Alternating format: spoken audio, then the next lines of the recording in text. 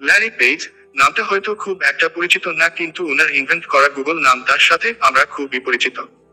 হ্যাঁ, আমাদের দৈনন্দিন জীবনের নিত্য প্রয়োজনীয় অংশ হচ্ছে Google search engine.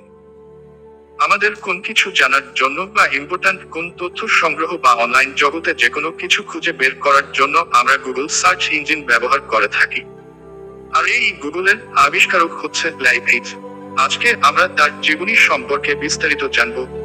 Larry page একজন ইন্টারনেট উদ্যোক্তা এবং কম্পিউটার বিজ্ঞানী, যিনি তার স্কুল বন্ধু সার্জি ব্রিনের সাথে মিলে 1998 সালে গুগল সার্চ ইঞ্জিন চালু করেন।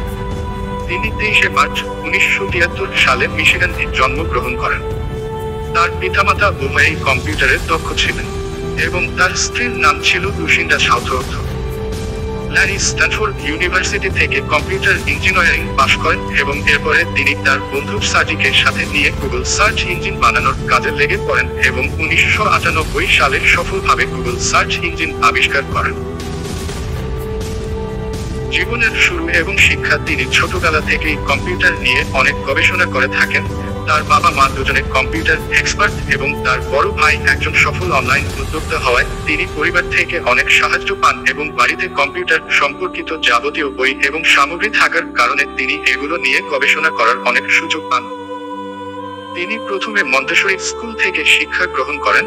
এরপর তার সৃজনশীলতার অনেক বিকাশ ঘটার পরে তিনি ইস্ট ল্যান্সিং হাই স্কুলে পড়াশোনা করেন। এরপর তিনি স্ট্যানফোর্ড ইউনিভার্সিটিতে ভর্তি হবার পরে সেখানে থেকেই আস্তে আস্তে গুগলের যাত্রা শুরু হয়। গুগলের আবিষ্কার: স্ট্যানফোর্ড ইউনিভার্সিটিতে একটি রিসার্চ প্রজেক্টের কাজে ল্যারি এবং ব্রিন একটি সার্চ ইঞ্জিন তৈরি করেন, যেখানে জনপ্রিয়তার ভিত্তিতে কিছু পেজের লিস্ট করেন এবং সেখানে সার্চ দিলে সবচেয়ে জনপ্রিয় পেজ সবার আগে আসত। তারপর তারা এই সার্চ ইঞ্জিনের নাম দেন গুগল এবং এখানে তারা দুইটা ও দিয়ে দুইটা শূন্যকে নির্দেশ করেছেন, অর্থাৎ একের সাথে 100। এটার দ্বারা এটি বুঝিয়েছেন যে তাদের উদ্দেশ্য অনেক পরিমাণে তথ্য উপস্থিত থাকবে এই ওয়েবে।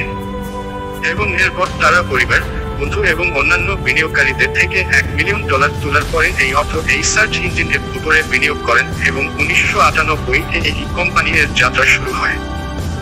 সাফল্য: একটি অবাক করার মতো ঘটনা হলো 90-এর দশকের সবচেয়ে জনপ্রিয় সার্চ ইঞ্জিন ইয়াহু লাইভ এবং ব্রিনের কাছ থেকে গুগল গ্রো করার অফার ফিরিয়ে দেয়।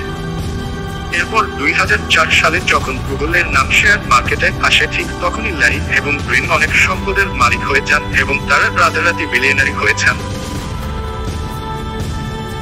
এরপরে বিভিন্ন সময়ে নানা ব্যস্ততার কারণে ল্যারি মাঝখানে কিছু সময় ঠিক মতো সিইও এর দায়িত্ব পালন করতে পারেননি, কিন্তু তিনি সবসময় গুগলের শেয়ার ছিলেন এবং পরে 2005 সালে তিনি গুগলকে ভালোমতো গোটা বিশ্বে সবার হাতের মুঠোয় পৌঁছে দেওয়ার জন্য অ্যান্ড্রয়েড কোম্পানি কিনে ফেলেন এবং এরপরে গুগল আস্তে আস্তে সফলতার সর্বোচ্চ শিখরে পৌঁছাতে থাকে এবং 2010 সালে এসে গুগলের কর্মী হয় 24,000-এর কাছাকাছি এবং এটি একটি $180 বিলিয়ন কোম্পানি হয়। 2013 সালের রিপোর্ট অনুযায়ী গুগল হচ্ছে পৃথিবীর সবচেয়ে জনপ্রিয় সার্চ ইঞ্জিন এবং এটিতে দিনে গড়ে 5.9 বিলিয়ন বার সার্চ করা হয়ে থাকে। এই ছিল একজন সফল উদ্যোক্তা ল্যারি পেজের জীবনী।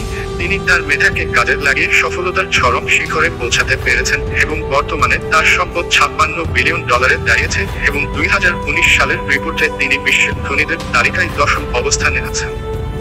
আজ এই পর্যন্তই। পরবর্তী ভিডিওতে কোন মহান মানুষের কেস স্টাডি চান অবশ্যই কমেন্টে জানাবেন। ভালো থাকুন। জয় হিন্দ।